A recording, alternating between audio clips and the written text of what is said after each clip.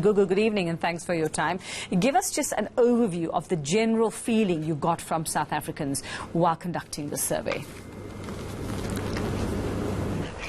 So the South African Reconciliation Barometer interviewed about 2,400 adult citizens in South Africa, and we did the survey between July and August this year.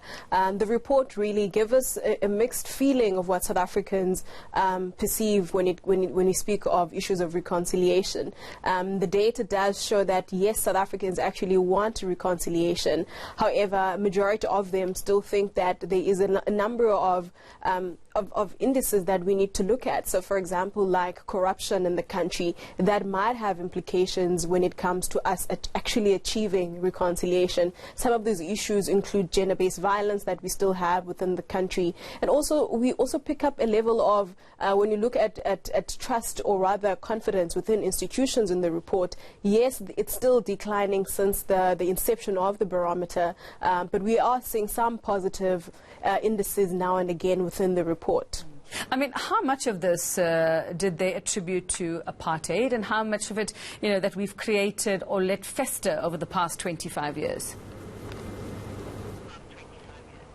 So even though we have celebrated a number of years of reconciliation, or rather post-apartheid democracy in South Africa, significant proportions of South Africans actually still feel like there are issues. So, for example, they associate reconciliation with unity, forgiveness, trust, truth, and of course, unpacking things that were not addressed during that time post-apartheid. So they do sometimes understand what reconciliation is, and they tie it to this concept. However, they do think that still there's quite a lot that still needs to be done by government and leadership when it comes to attaining reconciliation in the country, together with social cohesions. And as much as we want to achieve this as South African myself, but also there are some things that governments need to look into, such as the corruption in the country, such as the gender-based violence that's faced by numerous South Africans. So just explain to me, because I mean, you would probably agree as well that the situation we find ourselves in now, Gugu, example with load shedding, we have the entire country feeling equally angry, except for it's probably us against Eskom and government. That's probably the two sides of this. How do they sort of factor corruption? How is it that corruption prevents reconciliation? You would imagine that issues like that bring citizens together because they want what's best for everybody and they believe that they're being hard done by. So corruption is rated by close to 80% of adult citizens. That about 8 in 10 of those cited corruption as a hindrance to achieving social cohesion and reconciliation. Corruption does undermine a number of key institutions within the country, and I mean it also impacts how service is being delivered to the citizens.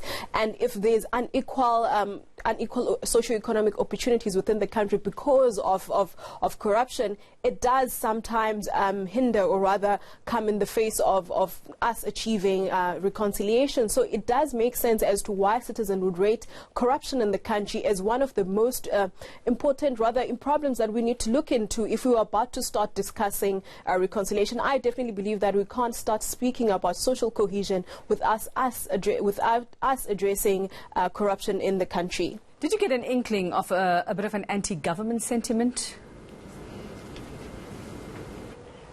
More than anything, what we tracked is the confidence that citizens have in public institutions. And what we tracked, that even before when the barometer was incepted, yes, the trust, or rather the confidence within institution has been declining. However, what we've picked up is a rather an increase between 2017 and 2019, and one could of course account that to the change in the president within the country, which kind of instilled some sense of hope within South Africans. So in as much as yes, it's still declining, the trust within institutions, there is some positive noting by citizens by what the government is currently doing.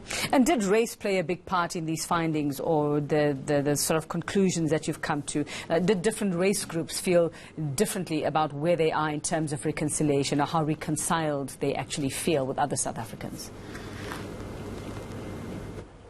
Majority of South Africans that we interviewed actually say that they want to be racially reconciled with other race groups. However, they've noted things like the language barrier and of course like integration and access to other racial groups as one of the barriers that they see within their respective communities as barriers for them to actually be reconciled or rather integrate with other racial groups. So they do want unity, and South Africans do seek reconciliation and social cohesion. However, there's minor barriers that we've picked up in the report are the ones that are hindering this.